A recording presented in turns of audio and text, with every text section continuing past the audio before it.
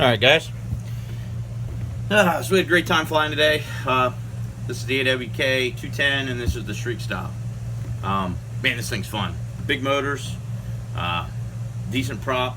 These are these props are the Racecraft prop. They come in an interesting package, to say the least. They did pretty good. These are the Cyclone props from Dow. These things are awesome. They're both awesome. These things are indestructible. I don't really know though, because I didn't wreck this one at all today. This thing's a blast. Big motors, good props, lightweight, and a huge amount of torque. I mean, I can drop this thing with no throttle to the ground and just take off. It works really good.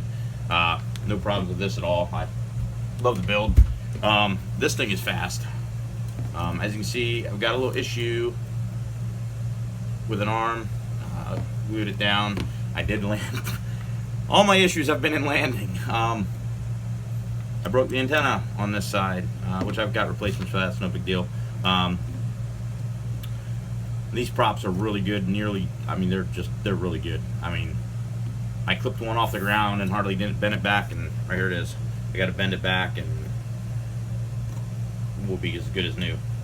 I mean, there you go. I was working on flying low today because I like flying high in the air, and that doesn't do any good for racing, which is where I'd like to end up. We did good. I can't land for anything. Every bit of damage that happened to this quad, other than that one bent prop, happened while attempting to land. So that's something I'm going to have to spend some time figuring out. But I'll get it. No big deal. But man, this thing's fast. Those F40 2500 kV motors and these props blow that Shriek style away. I mean, this thing's lighter. As you can tell, it's a lot smaller build. So I'll pop this apart and have this fixed probably by tomorrow evening. I can't work on it today. I have to go into work and work tonight. So probably take 15 minutes to fix that. As you can probably tell, I like building as much as I do flying. And there's something out there called the Warp Quad 270. And a bunch of you probably know what that is.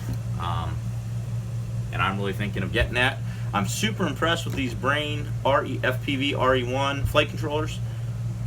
I have yet to figure out how to make the barometers work correctly. I'm sitting on the ground, it's reading 28 feet.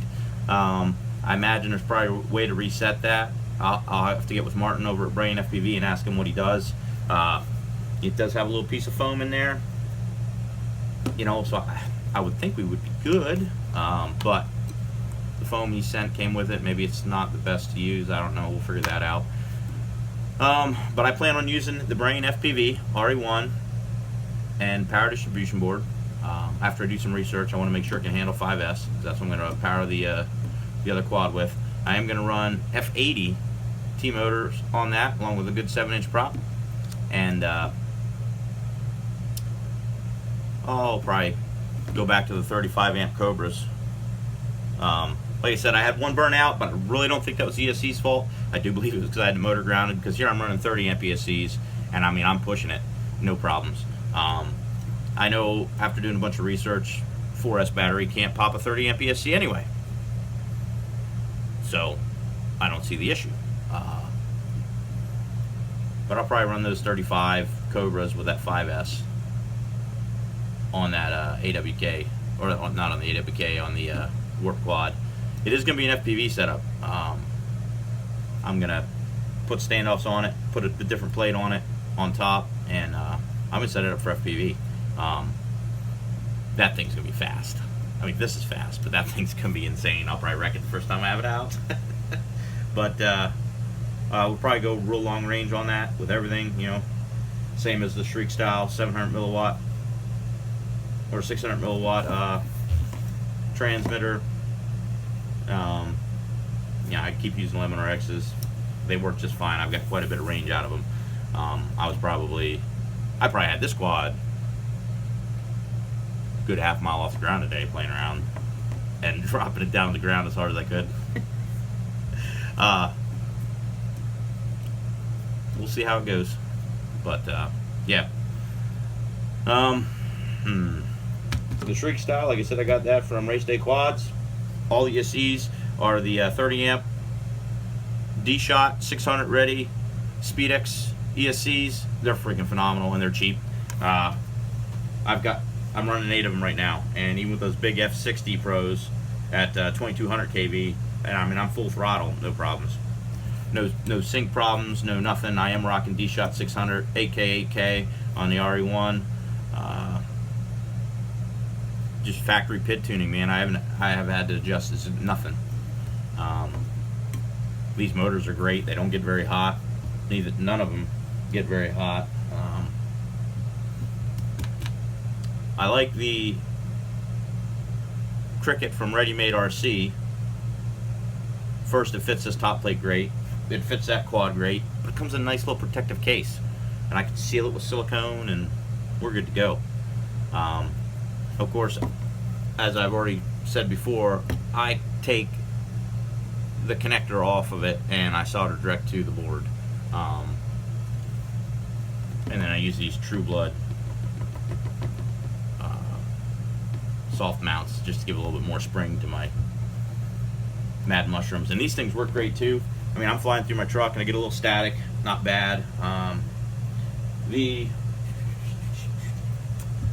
Which I can't get them out right now. The Dominator V3 HDs, HD3s, whatever you want to call them, they work great. The True D diversity antenna with its fix works great. I've had no issues. The only problem I have is when I'm recording with that thing, and it could be my SD card, micro SD card. For some reason, what I'm recording is not exactly what I'm seeing, because I'm getting good video, but not super good recording. I'm not sure what the problem is. I'm gonna check it out. I played with it today. We'll see what happens. Man, it's been.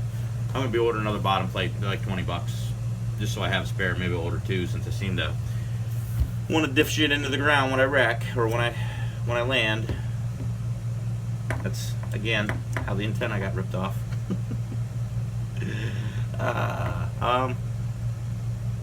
Motors are great. F40 2500 kVs, T-motor stuff, good ESCs, good cameras, the Fox Ear cameras. I got a Fox Ear on both. I am waiting on very shortly, I will have a Runcam 3, which is very similar to the Session, but not quite the same. It's a little bit lighter. I want to say like 14, so a few grams lighter, 14 grams or whatever. But I'll know better when I get it in my hands. It does have a battery, even though when you're reading the details, it's kind of, maybe it has a battery, maybe it doesn't. But you can take the battery out and lighten up even more and wire it into your power supply. But there again, just something else draining your battery.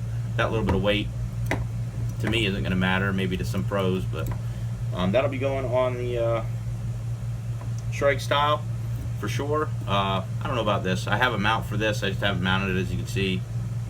I mean, I'm racing with it, so less weight the better, right? Anyway, that's it I got. Later.